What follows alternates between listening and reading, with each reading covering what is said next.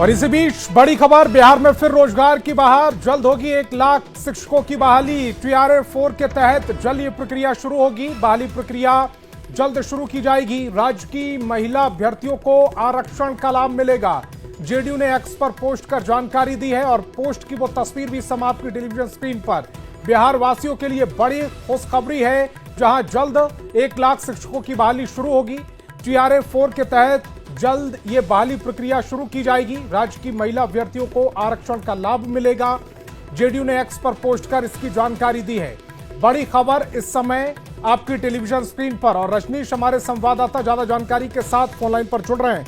रजनीश, रोजगार को लेकर सरकार ने जो अपनी घोषणाएं की थी उसको अमली जामा पहनाना अभी से शुरू कर दिया है। 1 लाख भर्ती प्रक्रिया बिल्कुल, देखिए लगातार इंतजार कर रहे हैं लाखों अभ्यर्थी की। TRA-4 का विज्ञापन कब आएगा, कब बहाली शुरू होगी, तो निश्चित रूप से पहले से इशारा दे दिया गया सरकार की तरफ से, लेकिन अब ऑफिशियल जानकारी भी धीरे धीरे मिलने लगी है। और बता दें आपको, इससे पहले शिक्षा मंत्री ने भी कहा था, और आज जेडीयू के जो ट्विटर हैंडल है उससे ये जानकारी दी गई है कि लगभग 1 लाख वैकेंसी TRA-4 में आएगी और इसको लेकर तैयारी शुरू हो गई है।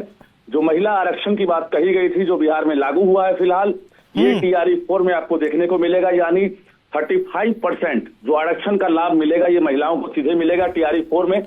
और जो सीटों का कैलकुलेशन है उसकी प्रक्रिया भी शुरू हो गई है। तो 31 तारीख के बाद तमाम जो जिला शिक्षा पदाधिकारी हैं वो खाली पड़े हुए पद, वर्तमान टीचर्स की संख्या, स्टूडेंट और टीचर का रेशियो, और इसके साथ साथ जो हेडमास्टर और हेड टीचर के जो खाली हुए पद हैं उनको कैलकुलेट करते हुए शिक्षा विभाग को सूची भेजेगा जिला। उसके बाद जो है शिक्षा विभाग की तरफ से आयोग को रोस्टर जाएगा, तब जाकर ये विज्ञापन जारी होगा। यानी 15 अगस्त के बाद कभी भी TRA-4 का विज्ञापन जारी हो सकता है। जी, लेकिन इसका ख्याल रखना होगा क्योंकि इसी साल चुनाव है और ज्यादा वक्त बचा नहीं है, तो फिर जो आचार संहिता लगती है उससे पहले ये वैकेंसीज आनी होंगी, और इसको ख्याल में रखते हुए जो विज्ञापन जारी करने की आप बात कर रहे हैं वो जारी होगा। बिल्कुल, देखिए BPSC ने जो कैलेंडर जारी किया है, रिवाइज कैलेंडर में भी अभी TRA-4 की चर्चा नहीं है, लेकिन जैसे ही शिक्षा विभाग रोस्टर भेजेगा वैकेंसी का, उसके बाद TRA-4 का जो कैलेंडर है वो उसमें इंक्लूड कर दिया जाएगा। तो कुल मिलाकर ये कहा जाए कि जो आचार संहिता है, मॉडल कोड ऑफ कंडक्ट से पहले हर हाल में विज्ञापन जारी होगा, लेकिन चुनाव से पहले अब एग्जाम संभव नहीं है। विज्ञापन जारी होगा और जो अभ्यर्थी हैं उन्हें तैयारी करने का मौका मिलेगा। चुनाव के बाद ये परीक्षा संभव दिख रहा है। जी रजनीश, चूंकि रोजगार बहुत बड़ा मुद्दा भी रहा है, विपक्ष लगातार इसको लेकर सरकार को घेर रहा था, और सरकार ने अब अपनी मंशा जाहिर कर दी है कि रोजगार के जो मसला है, यानी कि युवाओं के भविष्य का जो मसला है, उसमें सरकार अब युवाओं के साथ है।